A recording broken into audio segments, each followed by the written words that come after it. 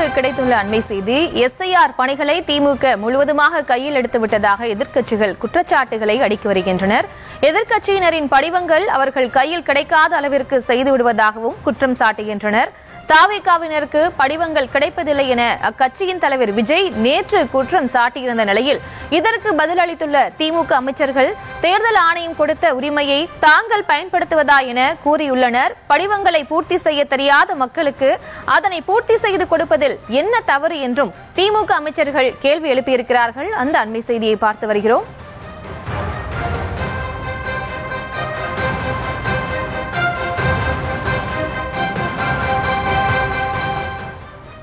முதலில் அதிமுகவினர் வைத்த குற்றச்சாட்டுகள் என்ன?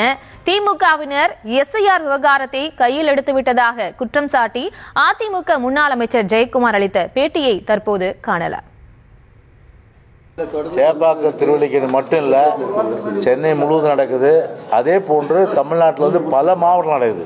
பல மாவட்டங்கள் ஆளும் வர்க்கம், குறிப்பாக திமுக அரசு மாவட்ட ஆட்சித் தலைவர்களுக்கு ஒரு வாய்மொழி உத்தரவு கொடுத்து, நாங்கள் ஏற்கனவே சொன்ன மாதிரி தேர்தல் ஆணையத்தினுடைய அந்த உத்தரவு ஒரு நல்ல ஒரு விஷயத்தை சிதறடிக்கின்ற வகையில் இதை முழுமையான அளவுக்கு அதை கையில் எடுத்துக்கின்னு இன்றைக்கி கள அளவில் இன்றைக்கி அவங்க தங்களுடைய ஒரு சட்டவிரோத பணிகளை இன்றைக்கி பண்ணிகிட்ருக்காங்க.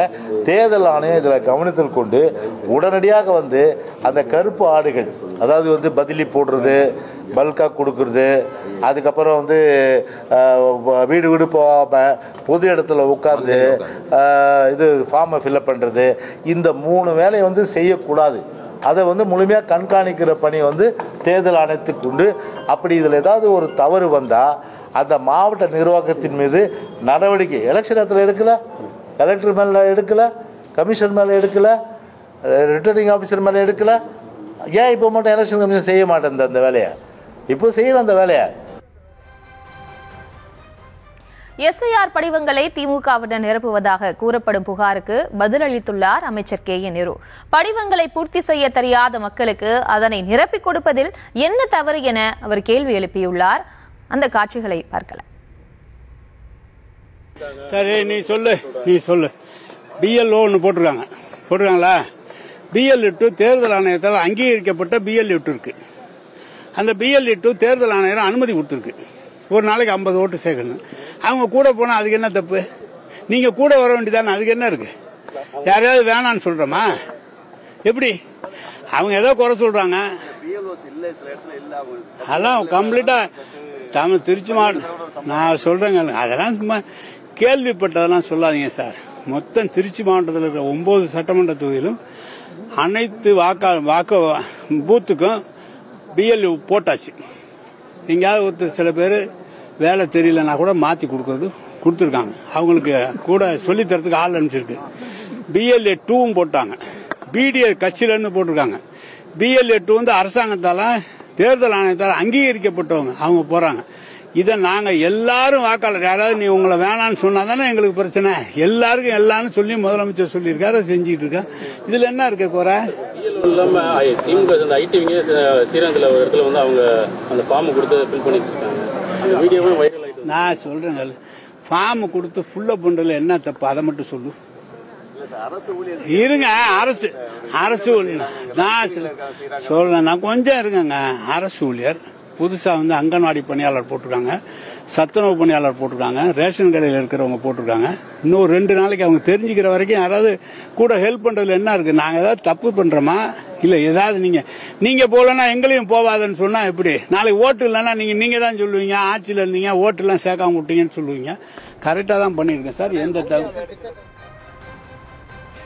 எஸ்ஐஆரை பொறுத்தவரை திமுக களத்தில் மிக கடுமையாக பணியாற்றி வருவதாக தெரிவித்துள்ளார் அமைச்சர் ரகுபதி. தேவைப்பட்டால் அதிமுக உள்ளிட்ட எதிர்க்கட்சிகளும் களத்திற்கு வந்திருக்கலாமே என அவர் கேள்வி எழுப்பியுள்ளார். அந்த பேட்டியை தற்போது பார்க்கலாம். அவர்கள் கூட சென்று என்ன வேண்டும் என்றாலும் அவர்களுக்கு உதவி செய்ய முடியும். ஒரு பிஎல்-2 ஒரு நாளைக்கு 50 பேருடைய வாரத்தை பூர்த்தி செய்து கொடுக்கிற உரிமையை தேர்தல் ஆணையம் தந்திருக்கிறது. அந்த உரிமையை செய்வதிலே என்ன தவறு இருக்கிறது என்பதுதான் எங்களுடைய கேள்வி. சார், ஃபார்ம் வீடு வீடாக ஒவ்வொருவராக பார்த்து கொடுப்பதுதான் ஃபார்மே தவிர திமுகவிடம் மொத்தமாக ஒரு இடத்திலே கூட ஃபாரம் படிவம் கொடுக்கப்படவில்லை. அதை நிரூபித்தால் எதற்கும் நாங்கள் தயாராக இருக்கிறோம். களத்தில் வந்து திமுக தான் இருக்கு, வேற யாரும் இல்லை, வேற யாரும் கூட ஃபாலோ பண்ணி வரல. நாங்கள் வந்து ஏன் இருக்கிறோம் என்று சொன்னால் எங்கள் ஓட்டுக்கள் களவாடப்பட்டு விடக்கூடாது என்கின்ற காரணத்தாலே நாங்கள் களத்திலே இரவு பகல் பாராமல் பணியாற்றி கொண்டிருக்கின்றோம். ஆனாலும் கால அவகாசம் போதாது. இப்போ புதுக்கோட்டை மாவட்டத்தில் இதுவரைக்கும் 13,000 ஃபாரம் தான் ரிட்டர்ன் ஆகிருக்கு. ஆனால் 13 லட்சம் வாக்காளர்கள். அப்படி என்று சொன்னால் இன்னும் இருக்க 15 நாட்களுக்குள்ளே அது போதுமா? அதைத்தான் நாங்கள் சொல்லுகிறோம். கால அவகாசம் போதாது. ஒவ்வொருவரையும் பலரை தேடி கண்டுபிடிக்க வேண்டும்.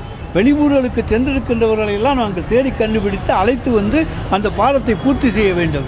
இங்கே அவர் வாக்காளராக இருக்கிறார், ஆனால் வெளியூருக்கு போயிருக்கிறார். வெளியூரிலே வாக்காளராக இருக்கிறார், புதுக்கோட்டையிலே இன்றைக்கு இருக்கிறார். எனவே இப்படிப்பட்ட குளறுபடிகள் இருக்கின்றன. இந்த குளறுபடிகளை தவிர்ப்பதற்கு கால அவகாசம் வேண்டும் என்பதுதான் எங்களுடைய கோரிக்கை. ஏன்னா அவசர கதியிலே செய்யாதீர்கள். செய்தால் அதனால் எல்லாமே கெட்டு குட்டிச்சுவராகும். நீங்கள் நினைப்பது ஒன்றும் நடக்காது. தமிழ்நாட்டு மக்கள் ஏமாளிகள் அல்ல. நிச்சயமாக நாங்கள் இரவு பகல் பாராமல் 2 மடங்கு உழைப்பதற்கு தயாராக இருப்பவன் தான் திமுக தொண்டர்.